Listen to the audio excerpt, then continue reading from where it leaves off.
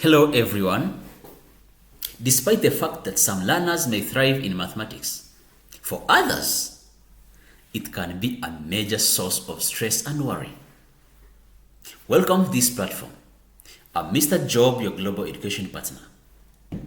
In this video, I'm explaining the 6 tips to make mathematics easy, fun, and enjoyable for every learner. Tip number 1. Mathematics language focus and vocabulary. Every teacher is a language teacher. Irrespective of whether you're teaching science or math, also try to focus on the vocabulary or the language we use in those specific subjects, especially for mathematics right now. Talk about major terms that are involved in the problems so that these learners can learn them as separate vocabulary and understand their meaning very well. Tip number 2. Using factual and meaningful data other than abstract numbers. Let your math involve factual data, meaningful data. For example, talk about the age, talk about the height, talk about the temperature and other related data.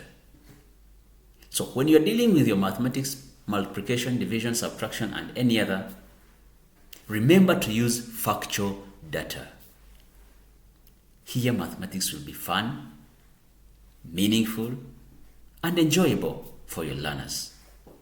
Tip number 3.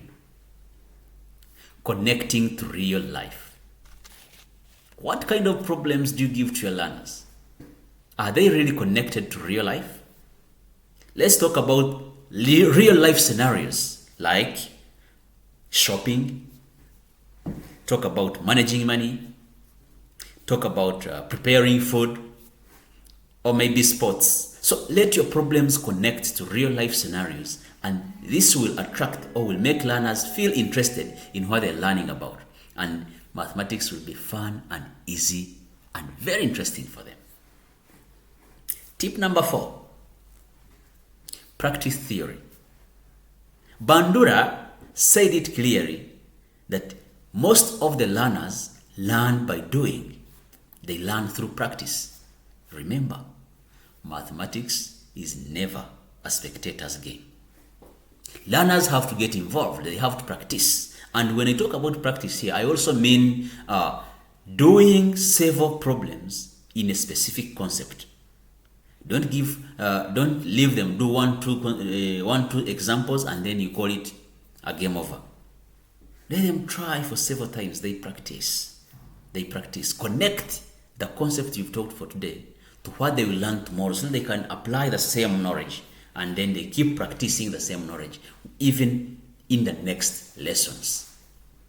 This will make mathematics very fun, easy, and lovely for these children.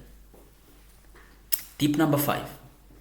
Mathematics scope and sequence. Understand what to bring first before bringing the other. For example, how would you teach equations before learners grasp the concept of multiplication and division? It's not possible. So try to understand what should come first. So your learners may be struggling in division, for example, and you don't realize that their struggle is attributed to failure in multiplication. So try to understand that kind of progression in the scope and sequence of their learning. Maybe they missed specific concepts in the previous grade. Dig out and find out which concept they missed that will help them to build a new knowledge. Tip number 6. Process differentiation. Remember, we have different learning styles. I'm going to focus on the 3 major learning styles. That is visual learner who need movies, who need pictures, who need graphs, they want to see. I talk about auditory learners who want to listen, who want to songs, music, and lectures, or even discussions. Also talk about tactile learners, or the ones we call kinesthetic learners, who like hands-on activities, experimentation, cutting and pasting, games, matching. So when you're planning your activities, ensure that there is some activities the learners will see, there are some activities learners will hear, and there are some activities that learners will do. They will work out through the process. So try to balance all the kind of learners so that your mathematics will be fun, lovely, and interesting. Thank you very much for listening and following. Keep tuned on. Bye-bye.